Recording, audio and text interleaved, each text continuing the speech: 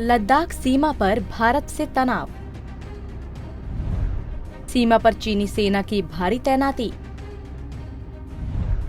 रात के अंधेरे में चल रहा युद्धाभ्यास। क्या चीन रात में करेगा भारत पर हमला? लद्दाख में भारत और चीन की सीमा पर दोनों देशों की सेनाएं पिछले कई दिनों से तैनात है। लद्दाख में हालात अब चिंताजनक होते जा रहे हैं। कई स्तर की बातचीत के बावजूद भी चीन मानने को राजी नहीं है। चीन ने न केवल लद्दाख सीमा पर भारी सेना बल की तैनाती कर दी, बल्कि अब रात के अंधेरे में युद्धाभ्यास कर रहा है। चीन की पीपल्स लिबरेशन आर्मी की तिब्बत मिलिट्री कमांड ने सोमवार देर रात 4700 मीटर की ऊंचाई पर सेना भेजी और बेहद ही कठिन हालात में अपनी क्षमता का परीक्षण भी किया। युद्ध की तैयारी कर रहा है चीन।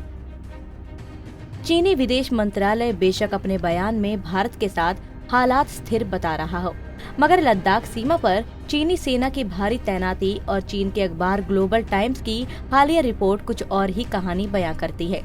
ग्लोबल टाइम्स ने अपनी हालिया रिपोर्ट में रात के अंधेरे में हुए इस युद्धाभ्यास की जानकारी दी है। रिपोर्ट में कहा गया है कि भारत और चीन की सीमा ऊंचाई पर है और दोनों देशों की सेनाओं के बीच में कुछ घटनाएं हुई हैं, जिसके बाद दोनों तरफ तैनाती की गई है। इससे अंदाजा लगाया जा रहा है कि चीन तनाव के इस माहौल में एक कदम आगे की तैयारी करके चल रहा है। भारत और चीन के बीच इस तनावपूर्ण स्थिति पर पूरी दुनिया की नजर है। गौरतलब है कि अमेरिका भी इस बात को लेकर चिंता जता चुका है कि भारत से लगी सीमा पर चीन का आक्रामक रवैया खतरनाक है और वो चीन से ताकत की जगह कूटनीति के इस्तेमाल की अपील भी कर चुका है। अंधेरे में किया शक्ति परीक्षण। चीन सेंट्रल टेलीविजन सीसीटीवी के मुताबिक सोमवार रात 1 बजे पीएलए की स्काउट यूनिट ने तांगुला पहाड़ी की ओर बढ़ना शुरू किया। मार्च के दौरान गाड़ियों की लाइटें बंद रहीं और नाइट विजन डिवाइस की मदद ली गई ताकि ड्रोन से बचा जा सके। रास्ते में आने वाली रुकावटों को पार करके ड्रोन की मदद से विस्फोट किए गए। टारगेट के करीब पहुंचकर कॉम्बैट टेस्ट भी किया गया, जिसके लिए स्नाइपर यूनिट को आगे भेजा गया। साथ ही फायर स्ट्राइक टीम ने हल्के हथियारों वाली गाड़ियों को एंटी टैंक रॉकेट से उड़ाया। इसके बाद कमांडरों ने गाड़ी के ऊपर लगे इंफ्रारेड सैन्य परीक्षण सिस्टम की मदद से सेना की टुकड़ी को आगे की लड़ाई के लिए टारगेट तक पहुंचाया। इस युद्धाभ्यास के दौरान करीब 2000 मोर्टार शेल, राइफल, ग्रेनेड और रॉकेट्स का इस्तेमाल किया गया।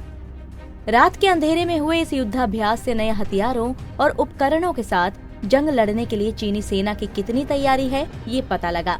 साथ ही खुद कठिन परिस्थिति में कैसे लड़ना है, इसका परीक्षण भी हुआ। रात में हमले से हो सकती है दिक्कत।